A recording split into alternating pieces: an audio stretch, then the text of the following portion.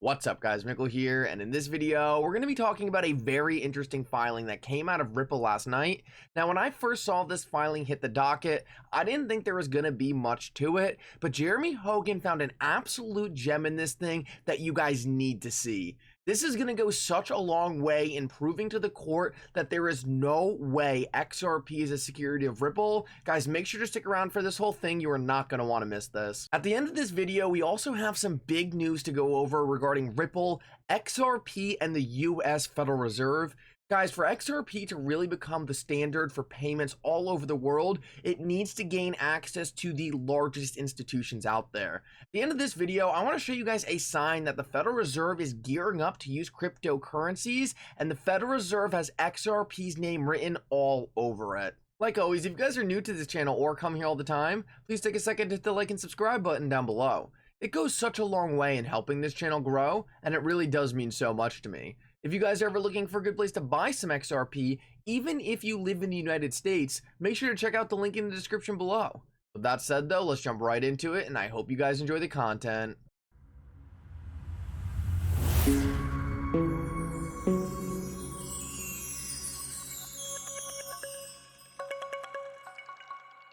Real quick guys, MOO-MOO is slowly becoming one of my favorite places to buy and sell stocks. MOO-MOO is a regulated exchange with an excellent interface. If you go to my bio right now and sign up with MOO-MOO and deposit only $1, you will get 7 free stocks. Each one of these stocks could be worth up to $3,000, so make sure to check that out if you want some free stocks. So guys, let's get this video started, and last night we actually got a filing out of Ripple. Now when I first saw the title on this filing, I didn't think there was gonna be much to this thing, but Jeremy Hogan actually found a gem in this filing, and guys, what he found is going to be huge for this case going forward.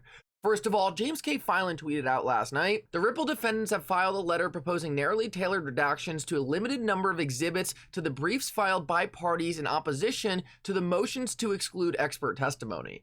So what this means is essentially both Ripple and the SEC both have experts who they are using to help make their critical points in this case. Now, both Ripple and the SEC have the opportunity to try to get each other's experts actually kicked out of this case by proving to the court that this expert should not be allowed to talk on a certain issue. So essentially what Ripple and the SEC are doing right now is they're going through their motions that are essentially trying to get each other's experts kicked out of this case and figuring out what they need to have redacted before these documents become public. So what they're doing is they're just trying to figure out what they want the public to be able to see in these documents that are essentially attacking each other's experts. Well, Jeremy Hogan actually found something very interesting. I thought this was going to be a pretty simple filing where they essentially just listed the stuff that they didn't want the public to see, but Jeremy Hogan found something huge. He tweeted out last night, Ripple is requesting relatively limited, relative to the SEC, redactions of exhibits mainly to keep non-parties' names out of the pleadings. So essentially what he points out here is Ripple is essentially just censoring the different names of different partners who might not want to be mentioned in this case. He then goes on to point out something huge though. He said, could digital asset market participants be referring to actual XRP holders? And what Jeremy Hogan is pointing out here is that in Ripple's filing to seal certain exhibits, Ripple actually makes a hint that they are using the evidence gathered by John Deaton of 70,000 XRP holders listing the reasons they use XRP that are not reliant on Ripple. The main reason this is going to be so big is because that means that John Deaton's evidence that he has gathered could be officially appearing in this case. Now, we don't know for sure whether or not Ripple was actually mentioning this exact evidence gathered by John Deaton, but Jeremy Hogan seems to think that it is very possible this is what they were referring to. The reason this is such a big deal is because one of the biggest issues at play in this case right now is simply whether or not XRP is a security. It really doesn't matter about the Ethereum free pass speech. It doesn't matter whether Ripple had fair notice. The biggest underlying issue is XRP a security, yes or no?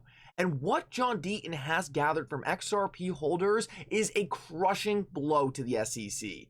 What John Deaton has gathered is legitimate proof that people use XRP completely independently of Ripple, the company. This is a huge blow to the SEC because it completely dismantles the Howey test and proves by the SEC's own standard that XRP cannot be a security of Ripple. The fact that it looks like Ripple is including this information into this case is massive and is going to go such a long way in proving to the court that it is impossible by the SEC's own rules for XRP to be a security of Ripple. So Attorney Fred also found something pretty interesting hidden in this filing. If you guys remember earlier, I said that one of the few things Ripple is trying to redact in this filing is the names of their different business partners. Attorney Fred thinks it's possible that the only reason Ripple is even bringing this up is because they want to show the court that XRP in fact has certain utility, which is the complete opposite of the argument the SEC tried to make. The SEC tried to make the point that XRP does not have any utility, despite the fact that banks and financial institutions are using it all over the world to transform their payment flows. Securities traditionally in our financial system do not have utility, which shows a clear difference between XRP and everything else the SEC is actually supposed to be regulating. Attorney Fred says this is going to be a huge point in proving to the court that there is no way XRP is a security of Ripple, but then goes on to say, in my opinion, things we see in summary judgment motions will blow us away. At this point, to me, the SEC has already lost. It's just a matter of how long they can delay this thing. And guys, this is something I have been saying for a while now. Obviously, though, I'm not an attorney, so it feels great to hear this coming from Attorney Fred. What he is saying is right now, the SEC has dug themselves so deep into a hole, he does not see any way the SEC actually comes out of this thing with a win. He thinks that the only reason the SEC is keeping this case going at this point is simply to play the delay game. And guys, this is also something that I have been saying for a long time now. The SEC has done an absolutely abysmal job of proving to the court in this case that XRP is somehow a security of Ripple. The SEC brought this case against Ripple saying XRP is a security and have spent this entire time trying to hide their own corruption. This entire 2 years, the SEC has been filing motions simply to try to prevent the Bill Hinman Ethereum free pass emails to get out to the public, and have spent almost no time trying to show the court why they think XRP is a security. Guys, at this point, it has to be very clear to almost every single attorney at the SEC that there is no way they are winning this case, and that's why they have just been delaying this thing. They're probably hoping they can just tire Ripple out and Ripple will eventually come to the table for a settlement, but I really do agree with Attorney Fred here. The SEC is not coming back in this thing. Yes, it's annoying to watch the SEC continue to delay things, but guys, the good news about that is the only reason the SEC wants to delay things is because they are just pushing out the inevitable loss they are going to take to Ripple. So guys, now I want to move on and get into some very interesting information in regards to XRP and the Federal Reserve. And I want to start out with this video by 24 Hours in Crypto because, guys, he does an excellent job in this clip of just showing you the insane connections that XRP already has to the most powerful organizations in our government. Listen up to this, and guys, when you hear things like this, it is so hard to even be remotely concerned with this SEC case. Ideally, a retail payment system would combine ease of use, easy access, and a level playing field on which all systems operators can compete. Some of the biggest advances in retail payments have occurred in developing economies that are less hampered by legacy systems. Okay, and they cover here the Indian Unified Payment Interface, UPI, is a good example of such an innovation and will be discussed below. Folks, I'm going to make this very clear and for you guys to understand very easily, okay? Over here, we have Makers of India UPI app is bringing Ripple technology to India. So UPI actually leverages RippleNet technology, but over here in this G30 PDF, they just say, you know, it's the UPI. They don't say it's Ripple is on the back end of it. Ripple is just going to be a layer, folks, okay? And if you guys also recall, the whole level playing field. So it can be used as a sort of universal bridge.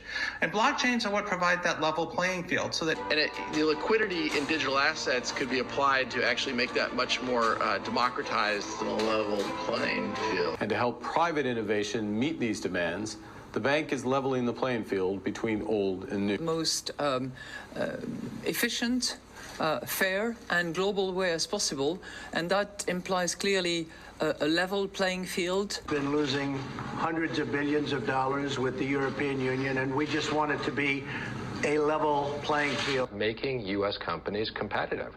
We need to create a level playing field. Exactly the issue we need to address with what you call level playing field. Whatever we do, we create a level playing field.